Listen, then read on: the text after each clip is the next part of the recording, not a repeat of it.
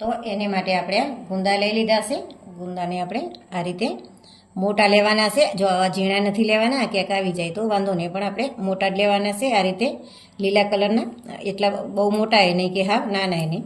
હવે આપણે આ ડીટીયાનો ભાગ કાઢી નાખશું આનો. આ રીતે આપણે બધા ગુંદાનો ડીટીયાનો ભાગ આ રીતે થડમાંથી આમ પકડશે ને તો આમ તરત જ નીકળી જશે. તો આ રીતે આપણે બધા ગુંદામાંથી ડીટીયા કાઢી લઈશું. આ ડીટીયાનો ભાગ કાઢી નાખ્યો છે. હવે આપણે આ રીતે થોડુંક જ આપણે ફોડી લેવાનું છે, વધારે નથી ફોડવાનું. આ રીતે આપણે બધા ગુંદા ફોડી લઈશું. અને જો આપણે ઘણા આ રીતે ડીટીયા સહિત જ આપતા હોય છે, પણ આપણે આ રીતે ડીટીયા ફોડી અને કાઢી અને ફોડી અને આથીશું તો એની અંદર સુધી હળદર અને મીઠું ભરશે અને ખાટું પાણી બધી વસ્તુ ભળી અને બહુ સરસ ગુંદા બનશે. તો આ રીતે આપણે બધા ગુંદાને તૈયાર કરી લઈશું. તો આ રીતે આપણે બધા ફાડી લીધા છે અને અંદર જે ઠળિયો છે એ ઠળિયો આપણે નથી કાઢવાનો, એમને એમ જ રાખવાનો છે. અને મેં આના પહેલાં ધોઈ અને લીધા છે, બતાવવાનું મારાથી રહી ગયું હતું. હવે આપણે આમાં મીઠું નાખીશું. તો આપણે 2 ચમચી મીઠું લીધું છે. મીઠું આમાં ચડિયાતું રાખવાનું એટલે બહુ સરસ થાય. હવે આપણે 1 ચમચી હળદર નાખીશું. મોટી ચમચી આપણે હળદર લીધી છે. હવે આ બધી વસ્તુ સારી એવી આપણે મિક્સ કરી લઈશું. ગુંદા આપણે 250 ગ્રામ લીધા છે. તમારે વધારે બનાવવા હોય તો વધારે પણ લઈ શકો છો.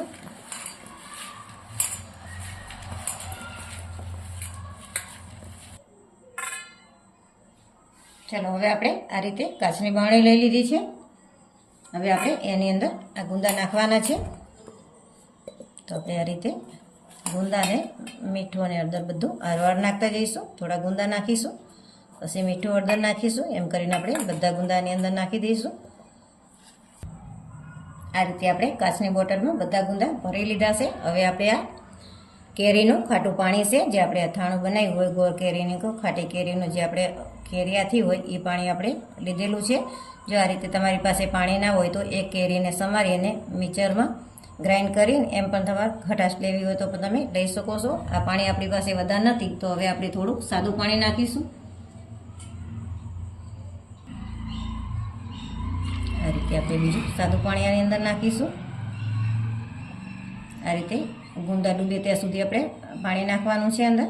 હવે આ રીતે આપણે થોડો ફોર્સ કરી અને ગુંદાને અંદર દબાવી દઈશું, એટલે બધા ગુંદા એની અંદર દબાઈ જાય અને ઉપર કોળા ના રહે.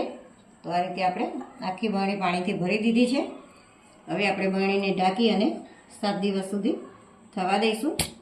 અને વચ્ચે વચ્ચે આ રીતે આપણે બરણીને હલાવતું રહેવાનું છે.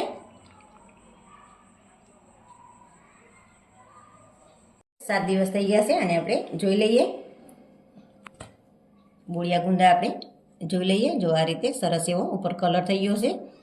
આ એના એટલે છાલ છે એ નીકળી ગયેલી છે અને ઠેડ અંદર સુધી હળદર અને મીઠું સરસ ચડી ગયા છે. અને અંદરથી આપણે ગુંદું જોઈએ તો ગુંદું પણ બીજ છે એ પણ એકદમ એની ચીકાશ જતી રહી છે અને ગુંદા બહુ સરસ આપણા થઈ ગયા છે.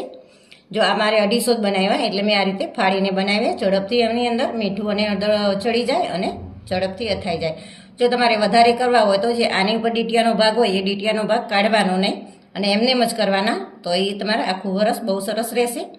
તો તમને આ રેસીપી વિડીયો ગમ્યો હોય તો લાઈક કરો, શેર કરો અને સબસ્ક્રાઈબ કરવાનું ભૂલતા નહીં.